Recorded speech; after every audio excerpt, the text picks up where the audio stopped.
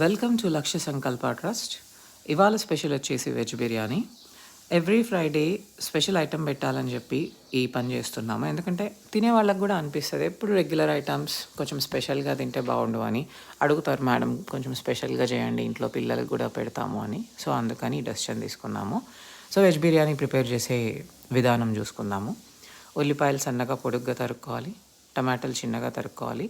Veg బిర్యానీలో యాక్చువల్గా టమాటాలు వేయకూడదు మన హైదరాబాద్ స్టైల్లో చేస్తే, బట్ నాకు ఇష్టం. నాకు వేసినప్పుడు ఆ టేస్ట్ ఫ్లేవర్ అనేది ఇష్టం, సో నేను వేస్తున్నాను. మీకు ఇష్టం అంటే వేసుకోవచ్చు, లేకపోతే లేదు.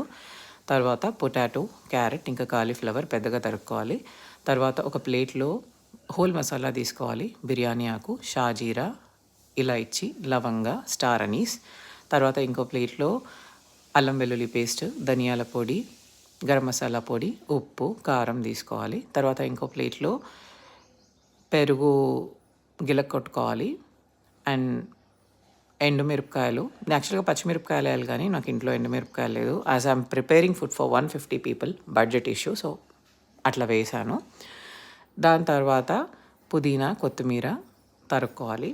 తర్వాత పొయ్యి మీద బాండీ పెట్టి నూనె వేసి దాంట్లో ఈ హోల్ గరం మసాలా వేసి ఉప్పు వేసి ఉల్లిపాయలు వేసి మూతబెట్టి మగ్గబెట్టుకోవాలి. దాని తర్వాత టమాటా వేసి మగ్గబెట్టుకోవాలి. ఇవి మగ్గాక కూరగాయలు వేసి నీళ్ళు వేసి ఉడకబెట్టుకోవాలి. దాని తర్వాత దాంట్లో అల్లం వెల్లుల్లి పేస్ట్, ఉప్పు, కారం, గరం మసాలా పొడి, ధనియాల పొడి వేయాలి. దాని తర్వాత నానబెట్టుకున్న రైస్ వేయాలి. యాక్చువల్గా మన వెజ్ హైదరాబాద్ స్టైల్లో చేసినప్పుడు దమ్ చేయాలన్నమాట.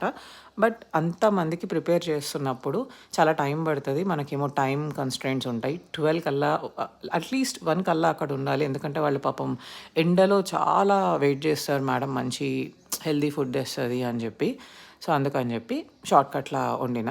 మామూలుగా అయితే మీకు ఇష్టం ఉంటే దమ్ చేసుకోవచ్చు. దమ్ చేసినప్పుడు ఫ్రైడ్ ఆనియన్స్ పైన ఇంకొంచెం పుదీనా, నెయ్యి, కొంచెం గరం మసాలా చిలుకుతే చాలా బాగుంటుంది. సో ఈ ఫుడ్ తీసుకెళ్ళి డిస్ట్రిబ్యూట్ చేసినాం.